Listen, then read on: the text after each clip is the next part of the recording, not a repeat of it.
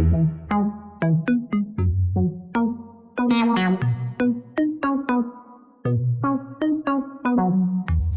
a very warm welcome to all of our audiences, as well as Associate Prof Technologies, Dr. Vimala Balakrishnan.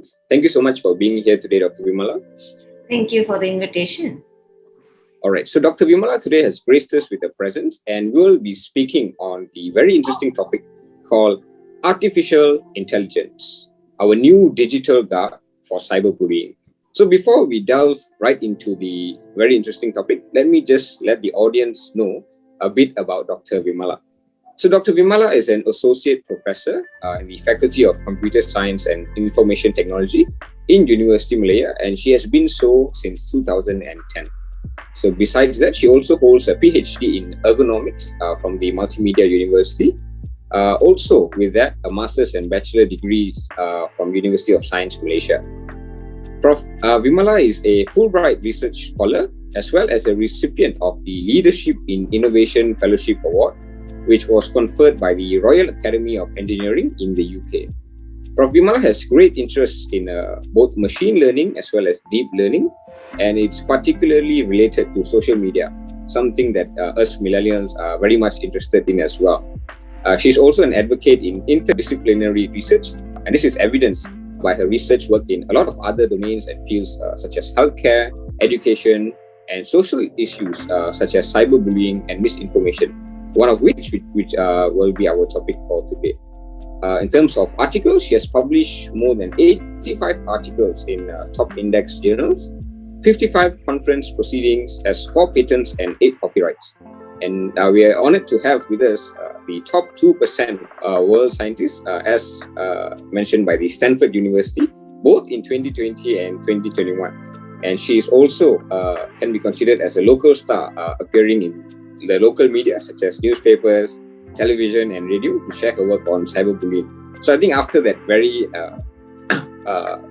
impressive introduction, I think we are honored to have you here with us, Dr. Vimala. You are too kind, Joel. Thank you.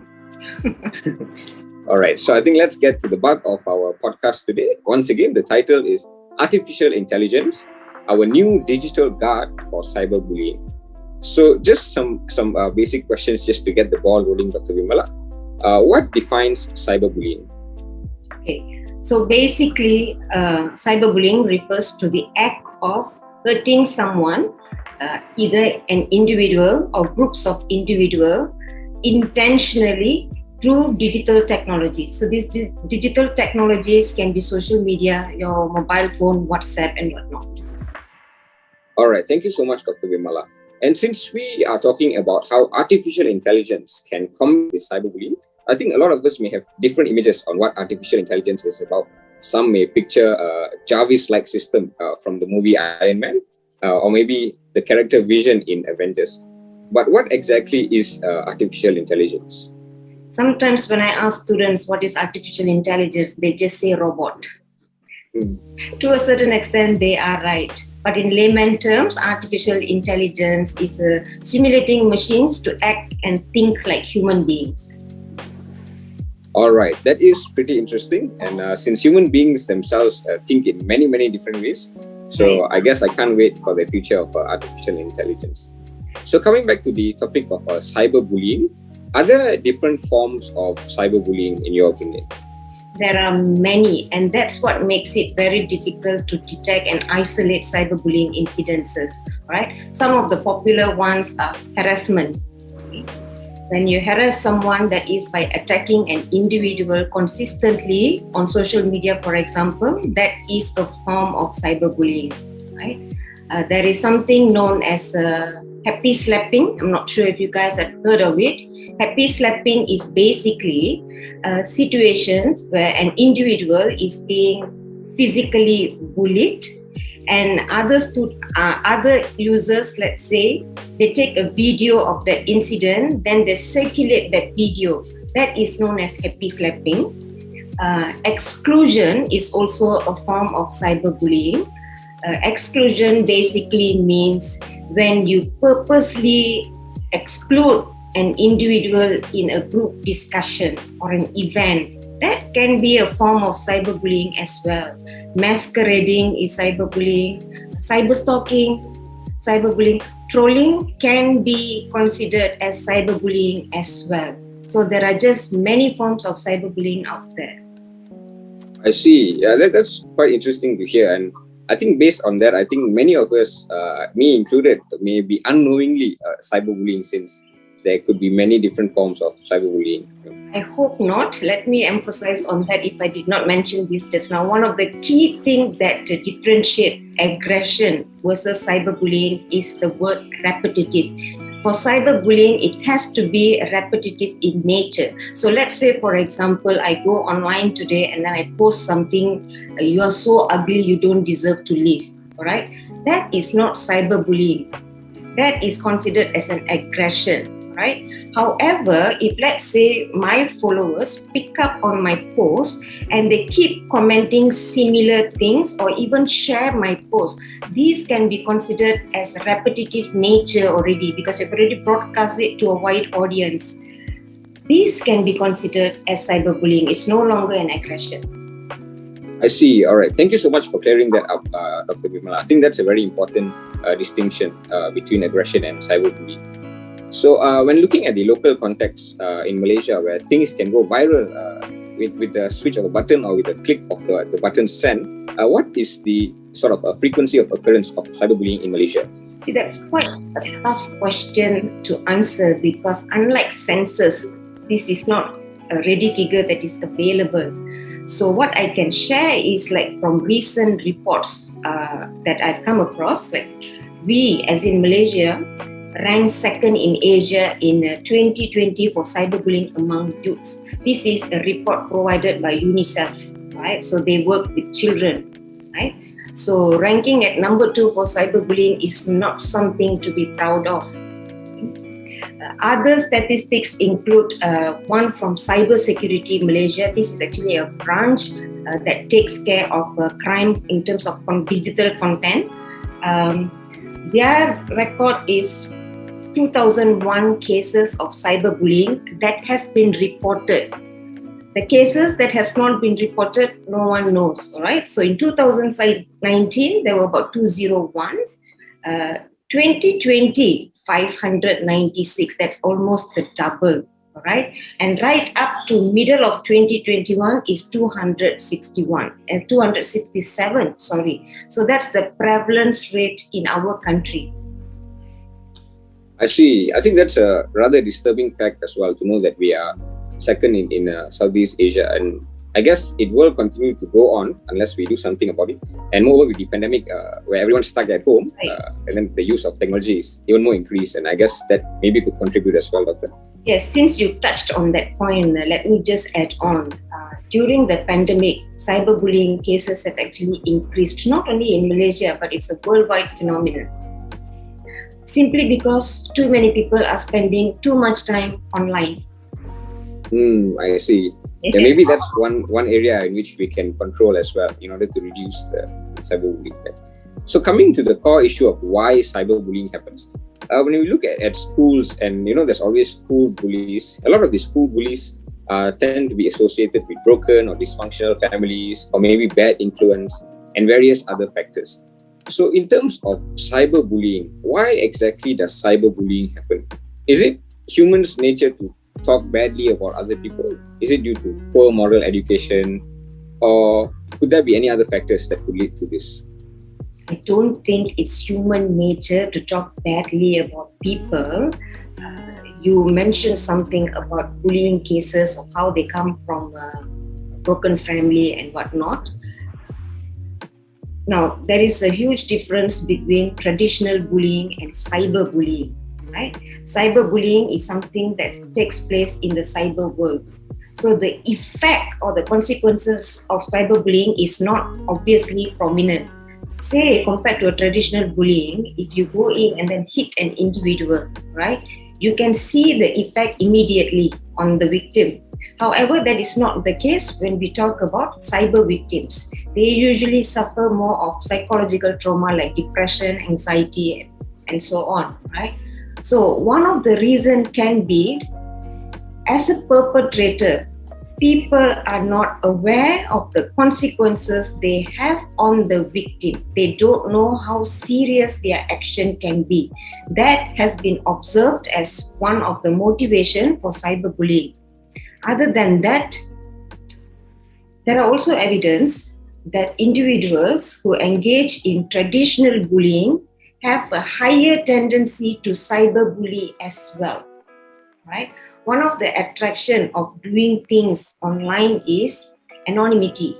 I don't have to show my face. I don't have to, show my identity. I can go out and slander someone and that person may not even know who I am. So all these are considered as characteristics of technology, right? So we did a study back in 2017 where we interviewed about 399 young adults in Malaysia. By young adults, I am talking about those between 17 to 36 years old. The idea of the project was actually to identify why cyberbullying is actually taking place, right? So the main motivation that we found is social-cultural. Social-cultural basically here means peer influence, right? Peer influence is one, and another thing is a social environment. By that I mean, if an individual is surrounded by people who engage in cyberbullying and the society or community thinks that cyberbullying is okay, it's not a big deal, people should not fuss about it. Now there is a higher tendency for that individual to engage in that activity as well. This we found as the significant factor for cyberbullying to take place. Other than that is technology. Like I said, anonymity is one thing. Another motivating factor is availability. Availability over here basically means there are so many options for me to cyberbully. If today, let's say, I want to attack you, I can do it through WhatsApp. There are groups in WhatsApp. That is one. I can go onto Facebook to do it. There's Instagram, there's Snapchat, there's Twitter. There is just simply too many avenues for me to cyberbully. So that unfortunately makes it very attractive for the perpetrators because they can actually humiliate an individual through various means and thus ensuring there is a wide audience for them, because this is what they usually look out for. They want to humiliate someone and they want as many people out there to know that this individual has done certain things. Okay, so that is availability. One more factor, even though it was not majorly significant, but it is quite disturbing to know that a lot of Malaysians do it for the sake of entertainment. They think it is fun to do that to another individual. And this brings me back to the first point that I told you, that a lot of people are not even aware of the consequences of what they are doing. And sadly, many are not even aware that what they are doing can be actually considered as cyberbullying. Yeah. The awareness is not there. Yeah. That's very well understood, Doctor. So just to sum up your points on what are the factors that could cause, number one would be not being aware of the consequences, because to them it's just a screen. They can just type whatever they want to anyone, and then because they don't see the person physically, right? And then you have anonymity because they could just be anonymous persons trying to hurt someone else, as well as accessibility. So there are various avenues in which they can cause harm to this person. So just a follow-up question to that, Doctor. In terms of accessibility, and like not being able to see the person, so you have the freedom of consequences there. So on the flip side, to the victim as well, since that person, that bully, that cyberbully is just another person on the screen, to what extent does it affect the person? Is it very individualized, or could they just choose to shut off whatever negative comments and then just go on with their lives? So in other words, my question would be, how to what extent does these negative comments sort of affect people? It goes back to each individual, right? Some can handle such a situation. Unfortunately, there are many who do not have that maturity to handle when you are being bullied. Okay? So for example, if you're on social media, for example, Facebook these days, you can actually flag or report a comment that is abusive in nature. So let's say today I go online and I see someone posting hurtful comments about me, right? So I can choose to ignore, I can choose to do something about it, and by that I mean I can choose to report, right? Or I can choose to retaliate as well.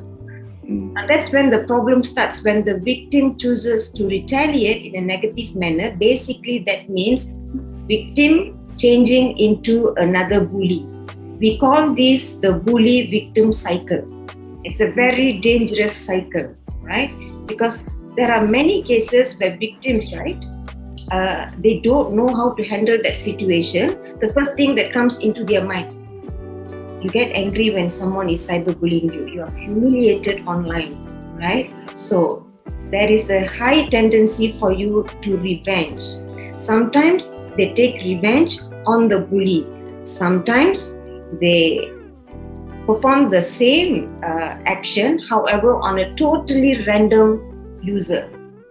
Okay? So there are many ways how victims actually retaliate to a situation. And to answer your question, it all goes back to whether the individual is capable of handling that situation or not. A lot of people say it's so simple. If you think you are being cyberbullied, someone is hurting you, insulting you online and all that, just block the user. That's the best thing that you can do. Just block the user. That's it. All right. But there is also a lot of psychological impact on the victim. Psychological impact can actually range from a lot of things. It's not only like you're talking about being sad, being depressed, but physical symptoms as well. A lot of victims have been known to lose sleep over incidents. They lose appetite. That happens as well. So the consequences are there. It's very hazardous, but like what I said, it's not visible immediately. So maybe that's the biggest challenge and danger when you talk about cyberbullying and its impact on its victims. All right, thank you so much for that, Doctor. I think I really agree on the fact that the psychological effect is much profound because the wounds are not visible. They are inside, and for it to manifest outside, it's going to take a while and a lot of hurt and a lot of, this penting up of emotions. And yeah, I also agree with the idea of, just blocking them. That's the best thing you can do. But then again, I think it all depends on the person, because it's easy for one person to say, oh, just block them, it's fine. But only that person knows the hurt that the words, has caused them. And so I think that's a good concept as well. So Doctor, moving on to the next question. You mentioned that traditional bullying and cyberbullying is very, very different. So, in traditional bullying, you can actually see the act happening and you see the consequences happening. And this is different in cyberbullying. One interesting thing that I would like to propose is that normal people, or, our friends and those we associate with, could they be potential, does it concern you that they could be cyberbullies as well? So they are wolves in sheep's clothing. How do we sort of detect them? And, so just like to hear your opinion on that. So when I saw that question, you guys used the term normal. Actually, there is no such thing as someone is normal and abnormal. You today can be a cyberbully as well, for all I know, because a lot of things are taking place because behind the keyboard, you see. So to answer your question, yes, there can be perpetrators among us. You wouldn't know unless they strike. And that's the thing about being online. I can just create a fake ID, and after this, maybe I just get hold of your social media identity and all that, and then I start insulting you. That's possible. And then I go out, and then I'm not saying I'm a cyberbully, but I go out and then I lecture, and then you look at me, oh wow, she is like this, but behind the screen, she's a totally different character. So yes, it's possible. Even your good friends could be perpetrators. All right, thanks, Doctor. I think it's a troubling fact to know that. So I think once they strike, we must try our best to mitigate all of that. So, Doctor, you mentioned a lot on the psychological effects and all that. So, in terms of Malaysia as well, how sort of are you aware of like how many people are actually affected, and in what ways are they affected? So maybe you could explain more on the psychological aspects of it as well? No, giving numbers in this situation is actually very difficult because you have to understand that first and foremost, it's very difficult to identify a victim unless they come forward and make a report. In most cases, believe me or not, they will not report for various reasons, all right? Young adults especially, like let's say you are aware that you are being cyberbullied, for example, there is a sense of embarrassment for young adults to go out openly and say, hey, look, I've been cyberbullied, because they're afraid of being laughed at, because you're considered as an adult, you should be able to handle the situation, right? Therefore, when no one comes forward and reports, it's very difficult for us to report a number. So to go back to your question, I don't think I can give you a specific number to say how many of the victims are actually psychologically affected. Even when they are being treated for trauma and those kind of things, not necessarily you can easily connect it is because of cyberbullying. You understand?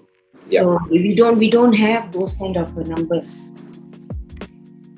All right, thank you so much for that, Doctor. So I think now we can come to the second half of our podcast in which we try our best to use artificial intelligence in order to combat cyberbullying. So how can artificial intelligence, or AI in short, how can that be integrated to sort of mitigate or combat cyberbullying? Okay, most of the work involving artificial intelligence and cyberbullying are related to detection mechanisms, right? So when I say detection mechanisms, it basically means the machine will automatically try to identify whether a certain communication has the nature of cyberbullying or not, right? So most of the research work are based on social media. Majority of the work are based on textual communication, right? Very few have looked into images and very, very few have looked into videos, right? So let me elaborate a little on how we do this based on textual communication, right? So you are on social media, let's say you are on Twitter, it's a public platform. That means for researchers, we can actually crawl data easily, right? So you are communicating and I crawl the data, then I have a lot of textual communication. The simplest way to identify incidents of cyberbullying is through what we call a keyword-based approach. A keyword-based approach is very fundamental approach. Basically, how it works is it looks for specific keywords. Hate, right? Anything profanities, vulgar words, and those kind of things, it picks up all these words, and based on those words, it will actually classify, look, this particular sentence has the traits of cyberbullying, something like that. So that's the simplest mechanism, right? There are other advanced techniques like machine learning, deep learning, algorithms, and whatnot. In my research specifically, what we did is we tried to tap into the user's characteristics as well, right? So not only about what you are actually posting on social media, but I would like to get to know you more as a person. And the way we did this is, for example, we looked into user's personality. Okay, evidence have showed that people who engage in cyberbullying, they tend to be more neurotic. They tend to be more extrovert. That means you're all out, you don't mind talking, you publish everything online. These kind of characters have a higher tendency to engage in cyberbullying.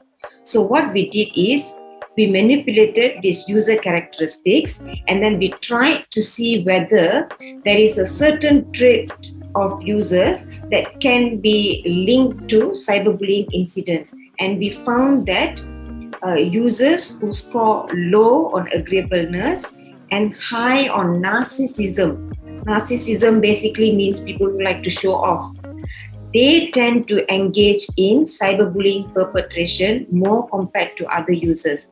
User personality is an example. Another example is user's emotion. Okay? So what we found out is when we incorporated users' emotion, we found that anger and sadness are very strongly correlated to the victim instead of cyberbullies.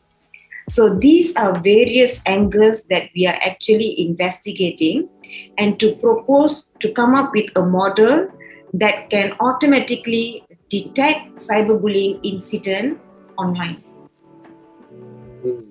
It's more for detection. Let me just since we are talking about tools and whatnot, AI tools are not meant for victims to use to report. That is just a basic tool. Most of the AI tools and research focuses on automated detection so that early intervention strategies can be administered to the victims and also bullies. So the tools and mechanisms are more relevant to the authorities instead of the victim themselves. Parents can also use it if they are monitoring their children's communication. Because children usually, they are very vulnerable. They are online and they are publishing a lot of things out there. So tools like this can actually help parents to monitor. So that's where AI comes in. All right, thank you so much, Doctor. I think after that, I am quite interested as well in seeing how these machines can learn to pick up all of this. So I think you mentioned that now some of the main ways that are being used is keyword based, where we look at all these phrases or words that are negative in nature. And then another way is looking at the characteristics or traits of the person itself. So these are all very much based on the bully. How about on the other side? Has artificial intelligence been used to sort of look out for the victims, or any way in which they can guide victims to seek help? The explanation I gave just now is not specifically for bullies. It is also for victims. Like what I said, when we used emotion, the anger and sadness is actually tied to the victims more compared to the bullies.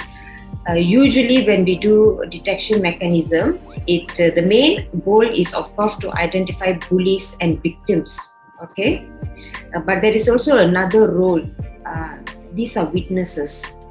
They play a key role in cyberbullying studies because witnesses are people who have actually witnessed other cyberbullying incidences taking place. Now, they can be passive witness, they can be active witness as well. Passive basically means I know something is wrong, but I choose to ignore. That is equivalent as you cyberbullying as well, right? Active basically means if I intervene and let's say I say, hey, look, I think you are cyberbullying, this is not right. Now I am considered as a defender. I can also choose to go the other way. I join in the cyberbullying communication and then I say, yo man, you are right, she is actually like fat, something like that. Even though I am a witness, now I am considered as an assistant. This is the term that we use. You can be a defender or an assistant, right? Witnesses are usually the largest group of users online. So it is also important for detection mechanisms to tap into these people and to detect them as well, right? But in any cyberbullying studies, the main goal is, of course, first identify the victim and the bullies, because we want to help them out. If bullies, in fact, both bullies and victims, they both need counseling. So that's how you can go around identifying. All right, thank you so much for that, Doctor. So it seems like this AI is a very well-rounded approach where everyone is sort of monitored, not only the bully and the victim, but as well as the bystanders. So, Doctor, when we are looking at artificial intelligence, I think some can't help but think of the movie I, Robot, which is a very old movie, in which Vicky is the main antagonist who wants to sort of wipe out the human race, if I'm not mistaken. So, do you see any potential drawbacks in applying AI in terms of detecting cyberbullying? I would like to throw that question back to you. As a social media user coming from a very young generation, you use the term millennial, All right. Do you see any drawback in this or not? Would you like to see something like that? Well, I guess for me, the main drawbacks would be, I think, in terms of privacy, as well as in terms of freedom of speech. Because in an argument, sometimes it's difficult to get the whole picture. And when there's people arguing on certain things and the negative things are thrown out, it's often difficult to look at who's right or who's wrong. Obviously, the fact that, hateful comments are wrong, but I think for me, it's always important to look at the whole picture, and which is why I don't engage in all of this stuff, and I don't even have a Twitter account because I'm just writing myself. Yeah. Yes, so you're telling me you have issue if I were to tell you that I'm going to monitor your communication. Yes, I think to a certain extent, because you mentioned that AI is used in terms of looking at textual stuff, pictures and videos. So I guess when a person is out there in the social media, and you mentioned that AI can also help to track a person's character and get to know the person. So yeah, I'm just wondering in terms of that, would that cause an issue in terms of privacy? Okay, usually when we come up with the models and approaches like this, we can't just go out and implement and start collecting your data. That is not going to happen, right? One simulation that we did is, you choose to use my app, for example, right? Let's say I call it a cyberbullying detection app, right? And then the first thing that I will do is ask your permission if I can access your social media account or not. So as a user, if you're comfortable in the tool scraping your communication, then you provide authorization. If you provide authorization, then I can monitor your conversation. Monitoring conversation doesn't mean that the minute I see you venting out your frustration online, I'm going to do something about it. No. Like I said, it goes back to the definition of cyberbullying. It has to be repetitive in nature. Just because the tool sees, okay, one post or one-time incident, we call it, doesn't mean you are going to be flagged as an abuser. No, it's going to monitor for a period of time, and then based on that, it will identify, okay, there seems to be a pattern of abusive communication. However, it warrants further investigation. No one is going to come after you. Okay, Joel, the machine says that you've been flagged as a cyberbully. That's not going to happen because, like what you said, it's not a very straightforward process, but the tool can be helpful. So if you ask me whether there is going to be an issue or not, I don't see it as an issue unless you think it's going to be an issue because of the nature of your communication. All right. Thanks, Doctor. That's a very interesting comeback as well. So, Doctor, you mentioned that, because privacy is a huge thing now, and every time we open something, there's always these privacy policies that we need to agree to. So, do you see a potential in which all of these big platforms start to utilize, if not already utilized, but start to implement more stricter guidelines with using AI in terms of combating cyberbullying? And how do you think that will go, or how do you think that will be accepted by the users? You see, the privacy guidelines are there for all social media platforms. But the question is, have you ever read it? I would admit I have never looked at the privacy guideline on Facebook.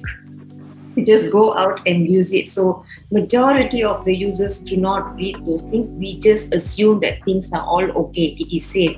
When actually they are actually tracking and collecting a lot of data about us, not necessarily something that is related to cyberbullying, right?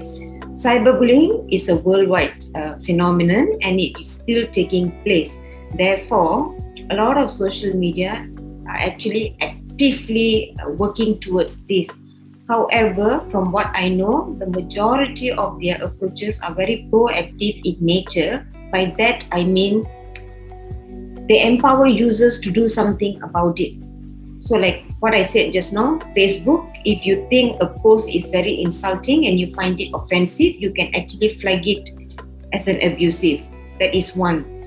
There is an option for you to block users. That is also a mechanism to address abusive users, right? Twitter has a timeout feature. But a timeout feature, I don't think is going to work because a timeout feature basically suspends the suspected bully for a certain period of time, but after that they can continue using their account. That is a feature. Instagram has something similar as well. It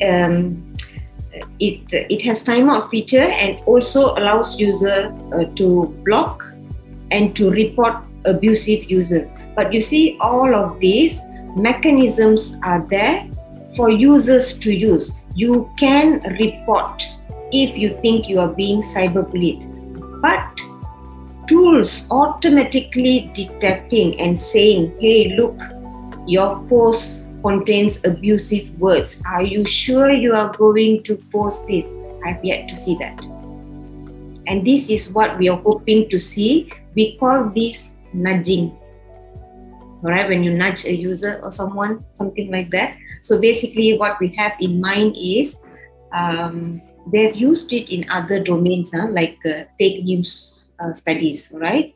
So basically the way it's going to work is, let's say you are angry at this point in time, so you're venting out your frustration on social media platform, right? So when you hit the send button, before it actually publishes that post, it will tell you, okay, Joel, look, 80% of the words in your post is offensive. Are you sure you want to post this, or would you consider rephrasing?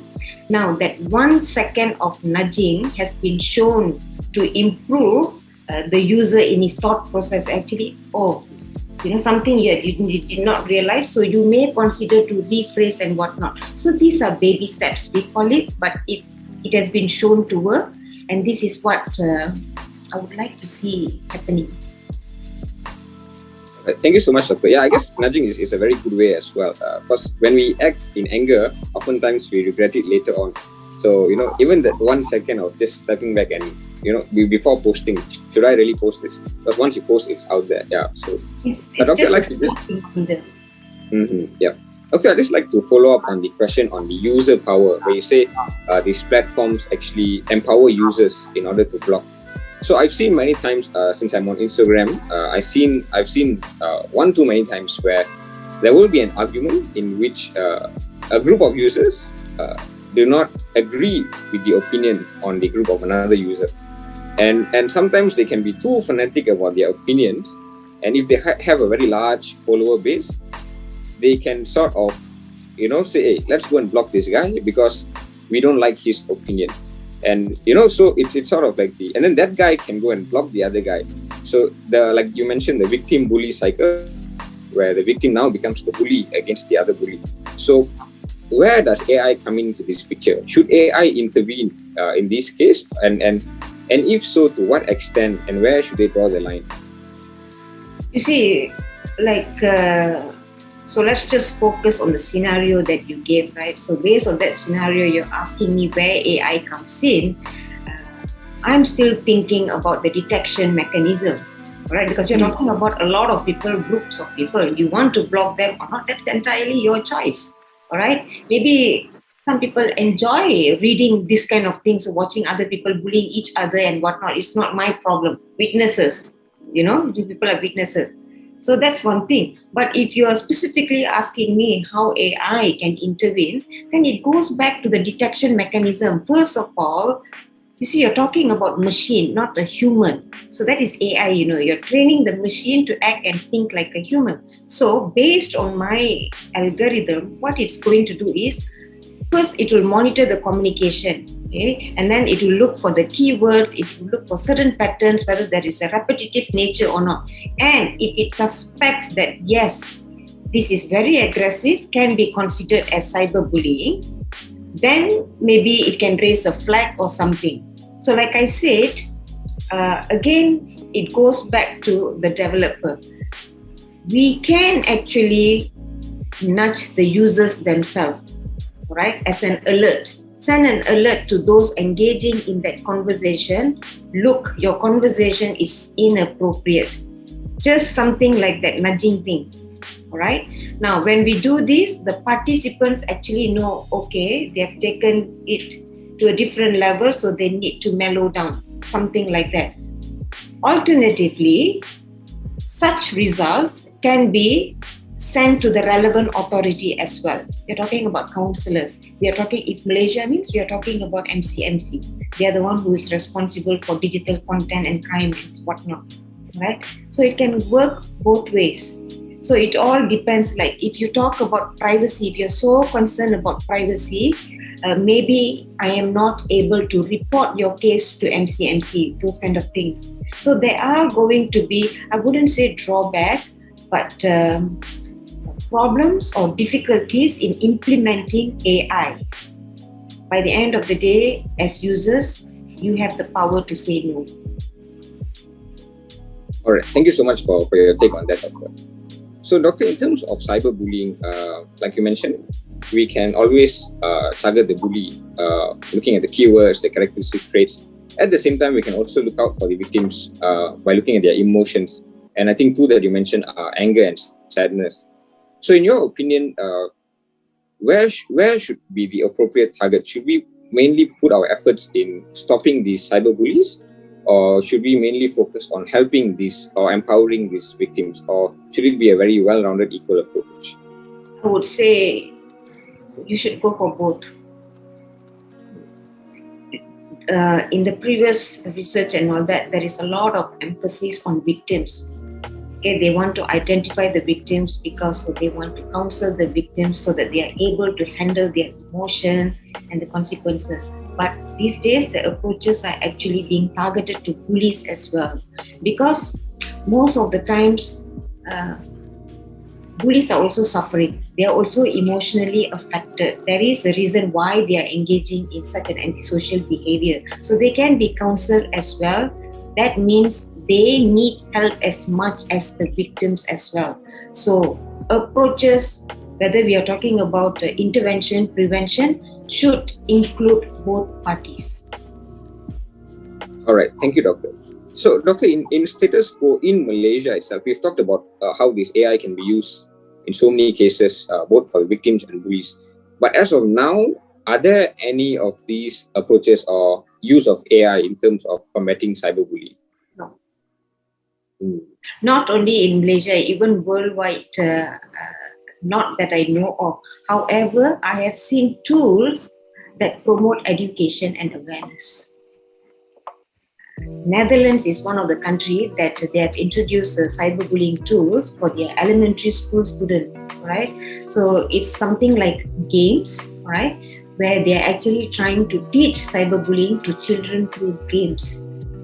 And it has worked wonders. I think something like that should be introduced to Malaysia as well, because it all begins from awareness. Like what I told you right from the beginning, even adults, many do not know what constitutes cyberbullying. They think it is okay to engage in name calling on social media. It's fun, right? But actually, it's not. All right, Doctor. And just the follow-up question: technology has advanced so much, but yet, like you mentioned, almost everywhere we don't see this AI being used. So, what do you think is the biggest factor that is stopping this, and how can we implement AI in social media sooner? Maybe you yourself have answered this question just now when we talked about privacy.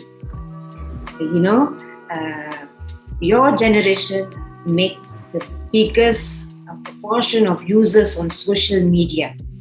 Okay, and yet, even though you know how important the detection of cyberbullying is, you are very hesitant in allowing the tool to monitor your conversation.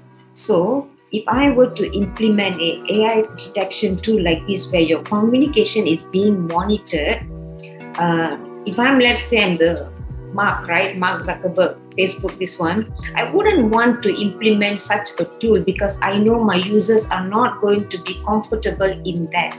See, it all goes back to, again, user privacy. If I feel that the majority of social media users are not keen because they don't want, it is understood, right? In a real world, all right, let's just differentiate real world and cyber world.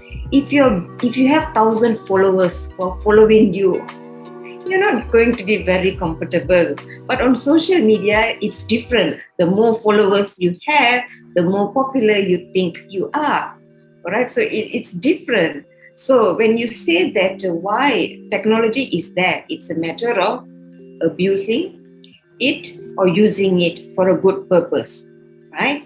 So if you're asking why AI is not being implemented, and these are the hurdles, right? It is nothing new. We know it can be done, but the hurdles is whether it is ethical or not to do something like this. Would social media users actually provide authorization or permission for us to monitor their communication? I will let you know. I do not engage in any offensive or name callings on social media on my account. However, if you're telling me, hey, look, I'm going to monitor all your communication, yes, there is going to be a sense of discomfort. That's human nature. And probably this is the biggest hurdle that we see when it comes to implementing AI into automatic cyberbullying detection. Right. Thank you for your honesty as well, Doctor. So I guess we all feel the same way when all our texts are exposed as well. So, Doctor, after looking at how bad cyberbullying is and how beneficial AI could be in terms of targeting cyberbullying, what would be your aspirations, goal, or vision in terms of AI as a guard for cyberbullying? The aspiration keeps changing from time to time. But personal aspiration at this point in time is basically I just want to engage in more digital work, particularly in interdisciplinary research, especially social science. So not only am I exploring AI in cyberbullying, but also in fake news or misinformation dissemination, which seem to have become another problem, especially during the pandemic. Yes, that's true, Doctor. I've seen many cases. One day I received 3-4 messages, all with different cases on the number. So yeah, I guess that's one thing to comment. As most of our viewers for this podcast would be, I would say, millennials, would there be any parting last words of advice you can give to us? I'll keep it very simple. When you're online, post, don't roast. Thank you. All right. Thank you so much, Doctor. That's a very nice advice. So once again, I'd like to thank Associate Prof. Dr. Vimala for sharing her thoughts on AI in terms of combating cyberbullying. So thank you so much, Doctor. Thank you so much, Joel, for your time and for this opportunity, and for your team as well. You guys have done a good job. I think it is a good initiative, so keep it up.